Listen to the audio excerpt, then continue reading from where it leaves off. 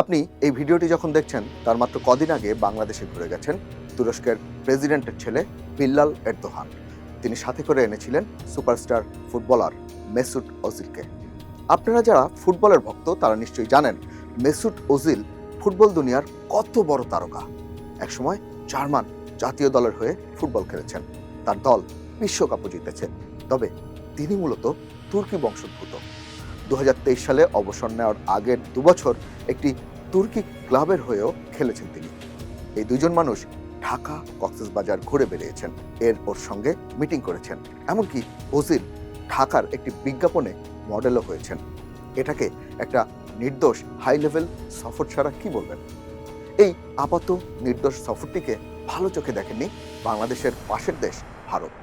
ভারতের কূটনৈতিক পাড়ার যারা বাংলাদেশ নিয়ে ডিল করেন তারা এই সফরটি নিয়ে যে অস্বস্তি গোপন রাখেননি সে খবরও বেরিয়েছে বিভিন্ন পত্রপত্রিকায়।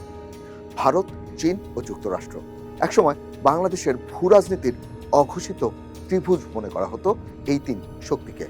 কূটনীতি, প্রতিরক্ষা, বাণিজ্য সর্বত্র তাদের প্রভাব। কিন্তু কয়েক বছর ধরে এই ত্রিভুজে যোগ হয়েছে নতুন এক ভুজ, যা ত্রিভুজটিকে চতুর্ভুজে পরিণত করেছে। আর সেই চতুর্থ ভুজটি হচ্ছে তুরস্ক। সামরিক সরঞ্জাম সরবরাহ থেকে প্রতিরক্ষা সহযোগিতা, দ্বিপাক্ষিক বাণিজ্য সম্প্রসারণ থেকে রোহিঙ্গা সংকটে সক্রিয় ভূমিকা, নানাভাবে নানা উপায়ে ঢাকা আঙ্কারা সম্পর্ক যেন নতুন গতিপথে এগোচ্ছে। উঠতে বসতে রাজনীতির অলিগলিতে আজকাল প্রায় শোনা যাচ্ছে তুর্কি প্রভাবের কথা। এই প্রভাবে তুরস্কের বিপরীত প্রান্তে রয়েছে ভারত। একবার বাংলাদেশের একটি কথিত মানচিত্রের ছবি নিয়ে কূটনৈতিক অস্বস্তিতে পর্যন্ত জড়িয়ে পড়েছিল দুই দেশ। 6,500 কিলোমিটার দূরের একটি দেশ। বাংলাদেশে তাদের স্বার্থ কি? তুরস্ক কি স্রেফ বন্ধুত্ব জোরদার করতে চায় বাংলাদেশের সঙ্গে, নাকি দক্ষিণ এশিয়ার কৌশলগত ভূখণ্ড বাংলাদেশে নতুন শক্তি হিসেবে আত্মপ্রকাশ করতে চায়? এসব প্রশ্নের উত্তর খুঁজব। সঙ্গে আছি আমি আহারার হোসেন।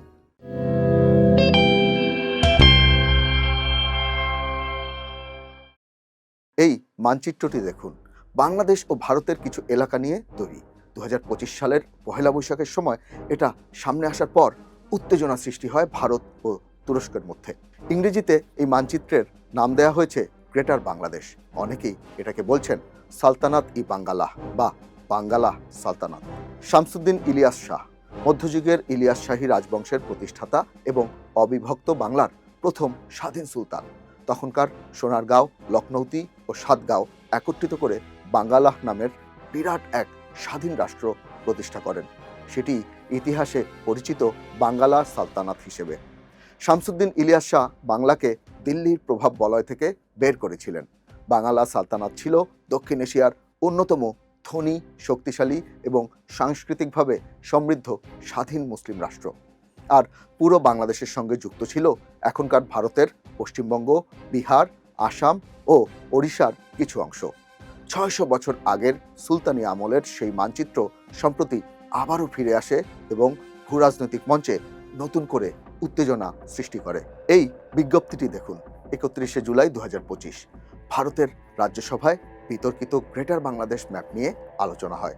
যদিও ভারতের পররাষ্ট্র মন্ত্রণালয় এবং বাংলাদেশের সরকারি ফ্যাক্ট চেকিং প্ল্যাটফর্ম এই বিষয়ে ভিন্ন ভিন্ন তথ্য ও অবস্থান তুলে ধরে। 2025 সালের 14 এপ্রিল পহেলা বৈশাখ উপলক্ষে ঢাকা বিশ্ববিদ্যালয়ে আয়োজিত একটি ঐতিহাসিক প্রদর্শনীতে এই মানচিত্রটি আলোচনায় আসে। সাথে সাথে শুরু হয়ে যায় বিতর্ক। এই মানচিত্রে বাংলাদেশের সঙ্গে দেখা যায় ভারতের উত্তর পূর্বাঞ্চল, পশ্চিমবঙ্গ, বিহার, ঝাড়খণ্ড ও ওড়িশার কিছু অংশ এবং মিয়ানমারের রাখাইন রাজ্যকেও। মানচিত্রটি সামাজিক যোগাযোগ মাধ্যমে ভাইরাল হয়ে যায়। উদ্বেগ প্রকাশ করে ভারত, এমনকি উত্তেজনা গড়ায় দেশটির পার্লামেন্টে। সামনে আসে সালতানাত ই বাংলা নামের একটি গোষ্ঠীর বাংলাদেশের তৎপরতা চালানোর অভিযোগ। এস জয়শঙ্কর, ভারতের পররাষ্ট্রমন্ত্রী, পার্লামেন্টে দাঁড়িয়ে দেশটির সরকারের অবস্থান পরিষ্কার করেন। জয়শঙ্কর উল্লেখ করেন যে সালতানাত ই বাংলা নামের একটি গোষ্ঠী এই মানচিত্র প্রচার করেছে। তাদের সমর্থন করছে তুরস্কের এনজিও টার্কিশ ইয়ুথ ফেডারেশন। কিন্তু জয়শঙ্করের দাবি প্রত্যাখ্যান করে বাংলাদেশ সরকারের স্বায়ত্তশাসিত একটি প্রতিষ্ঠান প্রেস ইনস্টিটিউট অব বাংলাদেশ বা পিআইবি। সাংবাদিকতা ও গণমাধ্যম বিষয়ে প্রশিক্ষণ, গবেষণা ও প্রকাশনার কাজ করে সংস্থাটি। পিআইবির fact check media research and analysis টিমের নাম বাংলা ফ্যাক্ট। অন্তর্বর্তী সরকার দায়িত্ব নেওয়ার পর ফ্যাক্ট চেক টিম চালু করে পিআইবি। গ্রেটার বাংলাদেশ ম্যাপ নিয়ে ভারতের উত্তেজনার মধ্যে বিতর্কে প্রবেশ করে পিআইবি। তাদের বাংলা ফ্যাক্ট টিম দাবি করে সালতানাত ই বাংলা নামে কোনো সংগঠনের অস্তিত্ব বা কার্যক্রম বিশ্ববিদ্যালয়গুলোতে দেখা যায়নি। তবে গত পয়লা বৈশাখে ঢাকা বিশ্ববিদ্যালয়ের ছাত্র শিক্ষক কেন্দ্রে ভালো কাজের হালখাতা নামে এক প্রদর্শনীর আয়োজন করে সেন্টার ফর বেঙ্গল স্টাডিজ বা সিবিএস নামের একটি সংগঠন। সেখানে বাংলা সালতানাতের মানচিত্র প্রদর্শনী করা হয় বলে জানায় বাংলা ফ্যাক্ট। তারা আরও দাবি করে ঐতিহাসিক মানচিত্র হিসেবেই তা সেখানে দেখানো হয়, কথিত গ্রেটার বাংলাদেশের মানচিত্র হিসেবে নয়। এই ঘটনা সেখানেই থেমে যেতে পারত, কিন্তু তা হয়নি। দ্রুত ছড়িয়ে পড়ে আন্তর্জাতিক অঙ্গনে। বিভিন্ন জার্নাল ও সংবাদ মাধ্যমে উঠে আসতে থাকে গ্রেটার বাংলাদেশের মানচিত্র ও তুরস্কের প্রভাব বিস্তারের খবর, বিশ্লেষণ ও মতামত। দ্য ক্রেডেল লেবানন ভিত্তিক এই অনলাইন ম্যাগাজিন পশ্চিম এশিয়ার ভূরাজনীতি নিয়ে প্রতিবেদন ও বিশ্লেষণ প্রকাশ করে। বাংলাদেশ নিয়ে 2025 সালের জুলাই মাসের একটি বিশ্লেষণী প্রতিবেদনে দ্য ক্রেডেল লিখেছে, তুরস্কের ইউরেশীয় উচ্চাকাঙ্ক্ষা পূরণে বাংলাদেশ একটি অগ্রগণ্য ক্ষেত্র হিসেবে আবির্ভূত হয়েছে। বাংলাদেশের ভৌগোলিক অবস্থান ভারত ও মিয়ানমারের মাঝে, জনসংখ্যা মুসলিম সংখ্যাগরিষ্ঠ হওয়ায় তুরস্কের প্রভাব বিস্তারের অনুকূল পরিবেশ তৈরি করেছে। ডক্টর মোহাম্মদ ইউনূস 24-এর গণ অভ্যুত্থানের পর অন্তর্বর্তী সরকারের প্রধান হন। 12ই ফেব্রুয়ারির জাতীয় নির্বাচনে ক্ষমতায় আসে বিএনপি। এরপর বিদায় নিয়েছেন তিনি, কিন্তু তার সময়ে ধর্মভিত্তিক রাজনীতির উত্থান নিয়ে জোরে সোরে আলোচনা হয়। শুধু দেশে নয়, বিদেশেও ছড়িয়ে পড়ে সেই আলোচনা। এই বিশ্লেষণে বলা হচ্ছে, 2024 সালে মোহাম্মদ ইউনূসের নেতৃত্বাধীন সরকারের উত্থানকে আঙ্কারাপন্থী ও ইসলামপন্থীদের সহানুভূতিশীল প্রশাসন হিসেবে বর্ণনা করা হয়। এই সরকার তুরস্ক সংশ্লিষ্ট বিভিন্ন পক্ষের জন্য বাংলাদেশে কার্যক্রম পরিচালনার পথ সুগম করে দিয়েছে। তুরস্ক কেবল উন্নয়ন সহযোগী হিসেবে নয়, বরং রাষ্ট্র ও সমাজের ভেতরের সাংস্কৃতিক ও রাজনৈতিক শক্তি হিসেবেও সক্রিয় হয়। গিওর এর পুরো অর্থ হলো গ্লোবাল ইনফ্লুয়েন্স অপারেশনস রিপোর্ট। পশ্চিমা গণতন্ত্রের প্রতি বৈশ্বিক যে কোনো সম্ভাব্য হুমকি সম্পর্কে নির্ভুল ও নির্ভরযোগ্য তথ্য দেওয়াই গিওরের প্রধান লক্ষ্য। বৈশ্বিক এই প্ল্যাটফর্মেও উঠে আসে তুর্কি এনজিও সালতানাত ই বাংলার কথা, যারা বৃহৎ বাংলার মানচিত্র প্রকাশ করেছে বলে দাবি করা হয়েছে। কেন তুরস্ক এভাবে বাংলাদেশে জড়াচ্ছে সেই বিষয়ে আলোচনায় আসছি। তার আগে দেখে আসি আরও কয়েকটি ঘটনা। ছবির মতো একটি শহর বেইরুত, লেবাননের রাজধানী এবং একই সঙ্গে দেশটির বৃহত্তম শহর। ভূমধ্য সাগরের তীরে অবস্থিত এই শহরটি বহু সহস্রাব্দের ইতিহাস, বাণিজ্য, সংস্কৃতি ও সংঘাতের সাক্ষী। একসময় এটিকে বলা হতো মধ্যপ্রাচ্যের প্যারিস। 2020 সালের 4 অগাস্ট বেইরুত বন্দরে একটি গুদামে দুটি বিরাট বিস্ফোরণ ঘটে। কার্যত ধ্বংসস্তূপে পরিণত হয় প্রাচীন শহরটির একটি অংশ। তখন বন্দরের পাশেই ছিল বাংলাদেশ নৌবাহিনীর একটি যুদ্ধজাহাজ বা নৌজা বিজয়। 2010 সাল থেকে লেবাননে জাতিসংঘ শান্তিরক্ষা মিশনে অংশগ্রহণ করে আসছিল এই জাহাজটি। বিস্ফোরণের সময় বেইরুত বন্দরের কাছেই ভিড়ে ছিল। ভয়াবহ বিস্ফোরণে ক্ষতিগ্রস্ত হয় বিজয়। সংকটময় সেই সময় বাংলাদেশের পাশে দাঁড়ায় তুরস্ক। বিস্ফোরণের পরপরই তুরস্কের নৌবাহিনীর একটি ডুবুরি দল লেজার প্রযুক্তি ব্যবহার করে সমুদ্রের তলদেশে বা নৌজা বিজয়ের ক্ষয়ক্ষতি নিরূপণ করে।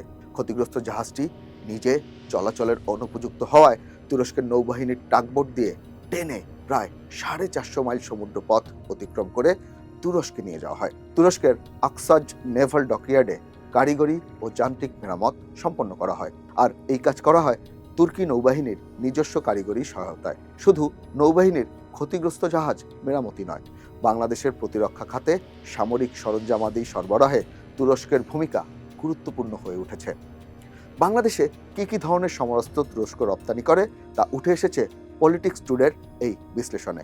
এখানে লেখা হয়েছে, সরবরাহ পরিসরের গুরুত্বপূর্ণ উদাহরণের মধ্যে রয়েছে অটোকার কোবরা নামের হালকা সাজোয়া যান, গাইডেড মিসাইল ফ্রিগেট এবং TRG 300 কাপলান সিরিজের মধ্যপাল্লার ক্ষেপণাস্ত্র ব্যবস্থা। এসব ব্যবস্থায় তুর্কি বিশেষজ্ঞরা বাংলাদেশে অবস্থান করে সামরিক সদস্যদের প্রশিক্ষণও দিয়েছেন। 2020 সালে বেইরুত পোর্ট এক্সপ্লোশনে ক্ষতিগ্রস্ত বাংলাদেশ নৌবাহিনীর জাহাজ মেরামতেও তুরস্ক সহায়তা দেয়। এর পরবর্তী ধাপে বাংলাদেশি গোলাবারুদ কারখানার আর্টিলারি শেল উৎপাদন লাইন স্থাপন চট্টগ্রাম ও নারায়ণগঞ্জে প্রতিরক্ষা শিল্প অঞ্চল গড়ে তোলার উদ্যোগ এবং একটি দ্বিপাক্ষিক প্রতিরক্ষা শিল্প ওয়ার্কিং গ্রুপ গঠন করা হয়। বাংলাদেশ ও তুরস্কের মধ্যে কূটনৈতিক সম্পর্কের শুরু 52 বছর আগে। 1974 সালের 22শে ফেব্রুয়ারি পাকিস্তানের লাহোরে ওআইসি শীর্ষ সম্মেলনে বাংলাদেশকে আনুষ্ঠানিক স্বীকৃতি দেয় তুরস্ক। এর 2 বছর পর 1976 সালে ঢাকায় তুরস্ক তাদের দূতাবাসের কার্যক্রম শুরু করে। 1978 সাল প্রেসিডেন্ট জিয়াউর রহমান তুরস্ক সফর করেন। প্রেসিডেন্টের দায়িত্ব নেওয়ার পর মুসলিম বিশ্বের সাথে বাংলাদেশের সম্পর্ক জোরদার করার নীতি গ্রহণ করেন তিনি। এই সফর ছিল তারই অংশ। সফরের পর 1981 সালে তুরস্কে চালু হয় বাংলাদেশের দূতাবাস। দুই দেশের সম্পর্কের বড় পরিবর্তন আসে 2010 সালে। এই ব্যক্তির নাম আব্দুল্লাহ গুল, তুরস্কের সাবেক প্রেসিডেন্ট। 2010 সালের ফেব্রুয়ারিতে বাংলাদেশ সফরে আসেন প্রেসিডেন্ট আব্দুল্লাহ গুল। বাংলাদেশের তৎকালীন প্রেসিডেন্ট জিল্লুর রহমান এবং প্রধানমন্ত্রী শেখ হাসিনার সাথে দ্বিপাক্ষিক বৈঠক করেন। একই বছরের নভেম্বরে ঢাকায় আসেন তুরস্কের তখনকার প্রধানমন্ত্রী রেচেপ তায়েপ এরদোহান। সেই সময় সম্পর্কের বড় ধরনের অগ্রগতির আভাস পাওয়া গিয়েছিল। 2015 সালের মধ্যে দ্বিপাক্ষিক বাণিজ্যের লক্ষ্যমাত্রা $3 বিলিয়ন উন্নীত করার বিষয়ে সিদ্ধান্ত নেওয়া হয়। সম্পর্কের উষ্ণতার মধ্যে 2012 সালের এপ্রিলে তুরস্ক সফর করেন বাংলাদেশের তখনকার প্রধানমন্ত্রী শেখ হাসিনা। তবে এর কিছুদিনের মধ্যেই বাংলাদেশ তুরস্কের সম্পর্ক শীতল হতে শুরু করে। বাংলাদেশে যুদ্ধাপরাধীদের বিচার প্রক্রিয়া শুরু হলে টানাপোড়েন দেখা দেয় বাংলাদেশ তুরস্ক সম্পর্কে। 2012 সালের ডিসেম্বর যুদ্ধাপরাধের বিচার পর্যবেক্ষণ করতে তুরস্কের একটি ইসলামপন্থী এনজিওর 14 সদস্যের দল ঢাকায় আসে। পরিচয় গোপন করে এসেছিলেন তারা। এই অভিযোগে তাদেরকে আটক করে তুরস্কে ফেরত পাঠায় বাংলাদেশের সরকার। 2016 সালে তুরস্ক প্রকাশ্যে নিন্দা জানায় বাংলাদেশ সরকারের। যুদ্ধাপরাধের দায়ে অভিযুক্ত জামায়াতে ইসলামের নেতাদের ক্ষমা করতে তখনকার রাষ্ট্রপতি জিল্লুর রহমানের কাছে চিঠি দেন প্রেসিডেন্ট আব্দুল্লাহ গুল। 2016 সালে জামায়াতে ইসলামীর নেতা ও তৎকালীন আমির নিজামির মৃত্যুদণ্ড কার্যকর করা হলে তুরস্কের প্রেসিডেন্ট রেচেপ তায়েপ এরদোহান বিচারিক প্রক্রিয়ার নিন্দা জানিয়ে বক্তব্য দেন। ঢাকায় নিযুক্ত তখনকার রাষ্ট্রদূতকে তুরস্কে ফিরতে নির্দেশ দেওয়া হয়। দিল্লিতে নিযুক্ত তুরস্কের রাষ্ট্রদূত নিন্দা জানিয়ে ভারতের গণমাধ্যমে বক্তব্য দেন। যুদ্ধাপরাধীদের বিচারের বিষয়ে বাংলাদেশ তুরস্কের যে শীতলতা তৈরি হয় তা অবশ্য অল্প দিনেই কেটে যায় ভিন্ন একটি ঘটনার প্রেক্ষাপটে। 2016 সালের 16 জুলাই তুরস্কের সেনাবাহিনীর একটি অংশ প্রেসিডেন্ট রেচেপ তায়েপ এরদোহান এবং তার সরকারের বিরুদ্ধে এক রক্তক্ষয়ী অভ্যুত্থানের চেষ্টা চালায়। সেই সময় এরদোহান ছুটি কাটাচ্ছিলেন মারমারিসে। তিনি CNN তুর্কে ফেসটাইমের মাধ্যমে জাতির উদ্দেশ্যে ভাষণ দেন এবং জনগণকে রাস্তায় নেমে আসার আহ্বান জানান। তার আহ্বানে সাড়া দিয়ে হাজার হাজার মানুষ ব্যাংকের সামনে দাঁড়িয়ে এবং রাস্তায় অবস্থান নিয়ে বাধা দেয়। অভ্যুত্থান ব্যর্থ হয়। ব্যর্থ সেনা অভ্যুত্থানের নিন্দা জানিয়ে এরদোহানকে বার্তা পাঠান শেখ হাসিনা। এরপর সম্পর্ক কিছুটা স্বাভাবিক হতে শুরু করে। এই ব্যক্তির নাম সেলচুক কোলাগলু, তুরস্কের think tank centre for strategic রিসার্চের উপদেষ্টা। 2019 সালে মিডল ইস্ট ইনস্টিটিউটে প্রকাশিত এই নিবন্ধে তিনি লিখেছেন, ক্ষমতাসীন জাস্টিস অ্যান্ড ডেভেলপমেন্ট পার্টি 2011 সালে ইসলাম ভিত্তিক রাজনীতির মতাদর্শ গ্রহণ করেছিল। এরই অংশ হিসেবে তুরস্কের ক্ষমতাসীন দলটি মিশরের মুসলিম ব্রাদারহুডকে যেমন সমর্থন দিয়েছিল, তেমনি বাংলাদেশের জামায়াতে ইসলামের প্রতিও তাদের সমর্থন ছিল। ইনি এমিনি এরদোহান, তুরস্কের ফার্স্ট লেডি, প্রেসিডেন্ট এরদোহানের স্ত্রী। 2017 সালের 7 সেপ্টেম্বর বাস্তুহারা রোহিঙ্গাদের ঢল নেমেছে বাংলাদেশ ভূখণ্ডে। প্রাণের ভয়ে রাখাইন থেকে পালাচ্ছেন লাখ লাখ রোহিঙ্গা। কক্সবাজারের উখিয়া উপজেলার উতুপালং রোহিঙ্গা ক্যাম্প পরিদর্শন করেন এমিনি এরদোহান। আগের দিন একটি বিশেষ বিমানে ঢাকায় আসেন তিনি। এই সফরে এমিনির সাথে ঢাকায় আসেন তুরস্কের তৎকালীন পররাষ্ট্রমন্ত্রী মেভলুত চাভুসোগলু, পরিবার ও সমাজ কল্যাণ বিষয়ক মন্ত্রী ফাতমা বেতুল সায়ান কায়া এবং বিলাল এরদোহান, প্রেসিডেন্টের ছেলে। বিলাল এরদোহান সম্প্রতি আরও একবার ঢাকা ঘুরে গেছেন। ভিডিওর শুরুতে তার উল্লেখ করেছি, সেই প্রসঙ্গে আমরা ফিরব একটু পর। 2017 সালের ডিসেম্বরে বাংলাদেশের তৎকালীন রাষ্ট্রপতি মোহাম্মদ আব্দুল হামিদ ওআইসির জরুরি বিশেষ শীর্ষ সম্মেলনে যোগ দিতে ইস্তাম্বুলে যান। সম্মেলনের ফাঁকে ইস্তাম্বুল কংগ্রেস অ্যান্ড এক্সিবিশন সেন্টারে রাষ্ট্রপতি আব্দুল হামিদ ও প্রেসিডেন্ট এরদোহানের মধ্যে একটি দ্বিপাক্ষিক বৈঠক অনুষ্ঠিত হয়। রাষ্ট্রপতি আব্দুল হামিদ রোহিঙ্গা সংকট মোকাবিলায় তুরস্কের সক্রিয় ভূমিকার জন্য প্রেসিডেন্ট এরদোহানকে ধন্যবাদ জানান এবং দুই দেশের দ্বিপাক্ষিক সম্পর্ক আরও জোরদার করার বিষয়ে আলোচনা করেন। এই ঘটনার কয়েকদিন পরেই 2 দিনের রাষ্ট্রীয় সফরে ঢাকায় আসেন তুরস্কের প্রধানমন্ত্রী বিনালি ইলদিরিম। তুর্কি প্রধানমন্ত্রী বাংলাদেশের প্রধানমন্ত্রী শেখ হাসিনার সঙ্গে দ্বিপাক্ষিক বৈঠক এবং 2টি সমঝোতা স্মারকে সই করেন। 2021 সালের 29শে জুন তুরস্কের সঙ্গে ঐতিহাসিক এক চুক্তি করে বাংলাদেশ। সই করা হয় সরকারি পর্যায়ে প্রতিরক্ষা সমঝোতা স্মারক। এর মাধ্যমে বাংলাদেশ ও তুরস্কের প্রতিরক্ষা সহযোগিতা কেবল পণ্য কেনাবেচার মধ্যে সীমাবদ্ধ না থেকে কৌশলগত অংশীদারিত্বে পরিণত হয়।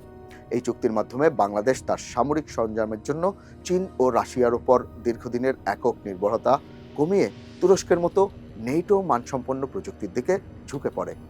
আন্তর্জাতিক সংবাদ মাধ্যমগুলোর খবর, G2G ফ্রেমওয়ার্কের আওতায় তুরস্কের বিখ্যাত অস্ত্র নির্মাতা প্রতিষ্ঠান রকেটসানের সাথে একটি চুক্তি হয়। বাংলাদেশ সেনাবাহিনী তুরস্ক থেকে বিভিন্ন পাল্লার এবং আধুনিক প্রযুক্তির ক্ষেপণাস্ত্র ও রকেট সিস্টেম সংগ্রহের সুযোগ পায়। 2021 সালের জুনেই বাংলাদেশ সেনাবাহিনী তুরস্ক থেকে 3টি রেজিমেন্ট পরিমাণ TRG-300 tiger multiple launch rocket system বা MLRS গ্রহণ করে। বাংলাদেশের 41 জন সামরিক সদস্য তুরস্কে টাইগার MLRS সিস্টেমের ওপর উচ্চতর প্রশিক্ষণ গ্রহণ করেন। এই ড্রোনের নাম বেইরেক্টার TB2। তুরস্কের তৈরি এই অস্ত্র এখন সারা বিশ্বে আলোচিত। আধুনিক যুদ্ধক্ষেত্রে নজরদারি ও নির্ভুল হামলার জন্য ব্যাপকভাবে এই ড্রোন ব্যবহৃত হয়। বিশ্বের বহু দেশে এই ড্রোন রপ্তানি করে তুরস্ক। বাংলাদেশও তুরস্ক থেকে বেইরেক্টার TB2 ড্রোন কেনার চুক্তি করেছে এবং যৌথভাবে ড্রোন তৈরির প্রস্তাব নিয়ে আলোচনাও করেছে। এই ছবিটি দেখুন। তুরস্কের রাজধানী আঙ্কারায় অবস্থিত এই সড়কটির নাম বঙ্গবন্ধু বুলেভার্ড। সড়কের পাশের একটি পার্কের নামও রাখা হয়েছে বঙ্গবন্ধু নামে। আর এর পাশেই স্থাপন করা আছে শেখ মুজিবুর রহমানের আবক্ষ ভাস্কর্য। 2021 সালে ভাস্কর্যটি স্থাপনের পর ঢাকার বনানীর কামাল আতাতুর্ক অ্যাভিনিউ সংলগ্ন পার্কের নাম রাখা হয় কামাল আতাতুর্ক পার্ক। এই ছবিটি দেখুন। আঙ্কারার চানকায়া এলাকার এই সড়কটির নাম জিয়াউর রহমান ক্যাডেসি বা জিয়াউর রহমান স্ট্রিট। এই স্কুলটি ফেনীতে অবস্থিত। আতাতুর্ক মডেল উচ্চ বিদ্যালয়। আধুনিক তুরস্কের জনক মুস্তফা কামাল আতাতুর্কের নামে স্কুলটির নাম রাখা হয়েছে। ঢাকা ও চট্টগ্রামের 2টি স্থানকে কামাল আতাতুর্ক এভিনিউ নামে নামকরণ করা হয়। ঢাকায় মুস্তফা কামাল তুর্কি ভাষা কেন্দ্র নামে একটি ভাষা শিক্ষা প্রতিষ্ঠান রয়েছে। ঢাকার আন্তর্জাতিক বিমানবন্দর শেখ হাসিনা যেটির নাম বদলে হজরত শাহজালালের নামানুসারে নামকরণ করেছিলেন। সেই শাহজালাল রহমতুল্লাহে আলাইহে ছিলেন একজন তুর্কি সাধক। তুর্কি সুফি পণ্ডিত জালাল উদ্দিন রুমির শিষ্য ছিলেন তিনি। এই ব্যক্তিকে নিশ্চয়ই চিনে থাকবেন। একজন তুর্কি সুপারস্টার তিনি। নাম বুরাক ওচ্চিভিট। তুর্কি ভাষার কুরুলুস ওসমান সিরিজে তার অভিনয় বাংলাদেশি দর্শকদের মন কেড়েছে। এই তারকা 2 বার বাংলাদেশ সফর করেছেন।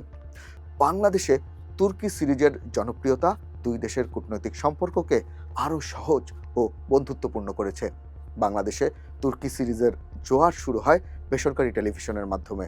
ওসমানিয়া সাম্রাজ্যের ইতিহাস এবং মুসলিমদের বীরত্বের কাহিনী বাংলাদেশি দর্শকদের কাছে গ্রহণযোগ্য ও জনপ্রিয় করে। OTT প্ল্যাটফর্মে এবং ইউটিউবে তুর্কি সিরিজের বাংলা সংস্করণগুলো মিলিয়ন মিলিয়ন ভিউ পাচ্ছে। তুর্কি সিরিজের চোখ ধাঁধানো দৃশ্য ও লোকেশন দেখে বাংলাদেশি পর্যটকদের মধ্যে তুরস্ক ভ্রমণের প্রবণতা কয়েক গুণ বেড়েছে। বাংলাদেশে তুর্কি পোশাকের স্টাইল এবং তুর্কি কফি বা কুইজিনের জনপ্রিয়তা বৃদ্ধিতে এই সিরিজগুলো বড় ভূমিকা রাখছে। তবে তুরস্কের কাছে বাংলাদেশের গুরুত্বপূর্ণ বিষয় হলো রোহিঙ্গা। সেখানে বারবার আসেন এরদোহানের স্ত্রী, সন্তান। রোহিঙ্গা ক্যাম্পগুলোতে তুরস্ক সহায়তা দিয়ে যাচ্ছে সবসময়। 18 ফেব্রুয়ারি 2026 বাংলাদেশে বিএনপি নেতৃত্বাধীন নতুন সরকার দায়িত্ব নেওয়ার পরদিনই ঢাকায় আসেন জার্মানির সাবেক তারকা ফুটবলার মেসুট ওজিল। সাবেক এই ফুটবলার তুরস্কের রাজনীতির সাথে সক্রিয়ভাবে যুক্ত। ক্ষমতাসীন দল একে পার্টি বা একিপির কেন্দ্রীয় কাউন্সিলের সদস্য তিনি। ওজিলের সঙ্গে এরদোহানের ছেলে বিলাল এরদোহান। তুরস্কের সহায়তায় ঢাকা বিশ্ববিদ্যালয়ে সম্প্রতি সংস্কার করা শহীদ বুদ্ধিজীবী মর্তজা মেডিকেল সেন্টার উদ্বোধন করেন তিনি। পরের দিন তারা যান কক্সবাজারে। তারা রোহিঙ্গা শরণার্থীদের বর্তমান পরিস্থিতি এবং মানবিক সহায়তা কার্যক্রম পর্যালোচনা করেন। তারা মধুরছড়া খেলার মাঠে আরাকান রোহিঙ্গা ফুটবল ফেডারেশন আয়োজিত রোহিঙ্গা খেলোয়াড়দের প্রীতি ফুটবল ম্যাচ দেখেন। খেলায় কিছু সময়ের জন্য নিজেও অংশ নেন মেসুট ওজিল। তুর্কি সরকারের এই সংস্থা হলো Turkish cooperation and coordination agency বা টিকা। রোহিঙ্গা আশ্রয় শিবিরে 2017 সালের পর থেকে স্বাস্থ্য, শিক্ষাসহ বিভিন্ন সেবা দিয়ে আসছে সংস্থাটি। মেসুট ওজিলের প্রীতি ফুটবল ম্যাচেরও আয়োজন করে টিকা। এই প্রতিবেদনটি দেখুন, কেন ও কিভাবে বাংলাদেশে প্রভাব বিস্তার করছে তুরস্ক তা তুলে ধরা হয়েছে এখানে। এখানে বলা হচ্ছে ইউরেশিয়ায় আঙ্কারার বিস্তার একটি সুচিন্তিত সফট পাওয়ার কৌশলের ওপর নির্ভরশীল। Turkish cooperation and coordination agency বা টিকা শিক্ষা, স্বাস্থ্য ও অবকাঠামো খাতে বিভিন্ন উন্নয়ন প্রকল্প বাস্তবায়ন করে এখানে। অন্যদিকে টার্কিশ রিলিজিয়াস ফাউন্ডেশন বিদেশে মসজিদ নির্মাণ, ধর্মীয় কেন্দ্রে অর্থায়ন এবং তুর্কি ভাষাভিত্তিক ইসলামী শিক্ষা কার্যক্রম পরিচালনা করে। পাশাপাশি বিদেশে প্রতিষ্ঠিত তুর্কি স্কুল ও বিশ্ববিদ্যালয়গুলো এমন এক নতুন প্রজন্মের অভিজাত শ্রেণী গড়ে তুলছে যাদের দৃষ্টিভঙ্গি আঙ্কারার রাজনৈতিক দৃষ্টিভঙ্গির সঙ্গে মেলে। বাংলাদেশে এই প্রচেষ্টা বিশেষভাবে দৃশ্যমান রোহিঙ্গা শরণার্থী শিবিরগুলোতে, যেখানে তুর্কি মানবিক সহায়তা কার্যক্রম কল্যাণমূলক উদ্যোগের আড়ালে একটি রাজনৈতিক উপস্থিতি গড়ে তুলতে সহায়তা করেছে। এসব উদ্যোগ কেবল দাতব্য কার্যক্রম নয়, বরং দীর্ঘমেয়াদী ভূ রাজনৈতিক আনুগত্য তৈরির বিনিয়োগ। ভারতের সঙ্গে তুরস্কের যে বিরোধ চলছে, সেখানে বাংলাদেশকেও ক্ষেত্র বানিয়েছে দেশটি। ভারতের সঙ্গে বিরোধে পাকিস্তানকে সমর্থন দিচ্ছে তুরস্ক। অপারেশন সিন্দুরের সময় ইসলামাবাদকে কূটনৈতিক সমর্থন দেয় আঙ্কারা। এদিকে আঙ্কারার সঙ্গে টানাপোড়েন রয়েছে এমন পক্ষগুলো যেমন গ্রিক সাইপ্রিয়ট অ্যাডমিনিস্ট্রেশন, গ্রিস এবং আর্মেনিয়ার সাথেও সংহতি প্রকাশ করছে দিল্লি। এই নিবন্ধে লেখা হয়েছে, ঐতিহাসিকভাবে তুরস্কের পররাষ্ট্রনীতি ছিল পশ্চিমামুখী, ফলে দক্ষিণ এশিয়ার মতো পূর্বের দূরবর্তী অঞ্চলগুলোতে তার সম্পৃক্ততা সীমিত ছিল।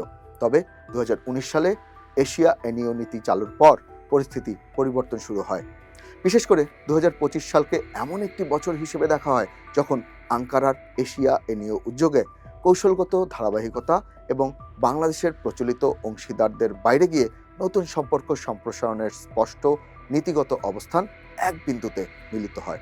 ফলে 2025 সাল নাগাদ তুরস্ক বাংলাদেশ সম্পর্ক নতুন উচ্চতায় পৌঁছায়, যা বিশেষত প্রতিরক্ষা ও নিরাপত্তা সহযোগিতায় দৃশ্যমান। যদিও আঙ্কারা ও ঢাকার প্রতিরক্ষা ঘনিষ্ঠতা নতুন নয়, এটি কয়েক দশকের প্রাতিষ্ঠানিক সহযোগিতার ভিত্তিতে গড়ে উঠেছে। তবুও উল্লেখযোগ্য বিষয় হলো, এই সহযোগিতা কেবল অস্ত্র বাণিজ্য থেকে সরে এসে একটি সমন্বিত ও কৌশলগতভাবে গুরুত্বপূর্ণ অংশীদারিত্বে রূপ নিয়েছে। এই অংশীদারিত্ব বাংলাদেশের নবনির্বাচিত সরকার এখন কোথায় নিয়ে যাবে? গত 18 মাসে ভারতের সাথে বাংলাদেশ যে গভীর শীতল সম্পর্কে পৌঁছেছে, সেই সম্পর্ক উষ্ণ করার চেষ্টায় বাংলাদেশ তুরস্কের এই কৌশলগত অংশীদারিত্ব কী প্রভাব ফেলবে? গুরুত্বপূর্ণ প্রশ্ন। নবনির্বাচিত প্রধানমন্ত্রী তারেক রহমান এবং তার পররাষ্ট্রমন্ত্রী হিসেবে নিয়োগ পাওয়া বিদায়ী অন্তর্বর্তীকালীন সরকারের গুরুত্বপূর্ণ পদে থাকা খলিলুর রহমান কিভাবে তাদের আগামী দিনের পররাষ্ট্রনীতি সাজাচ্ছেন, সেখানেই হয়তো মিলবে এই প্রশ্নের উত্তর।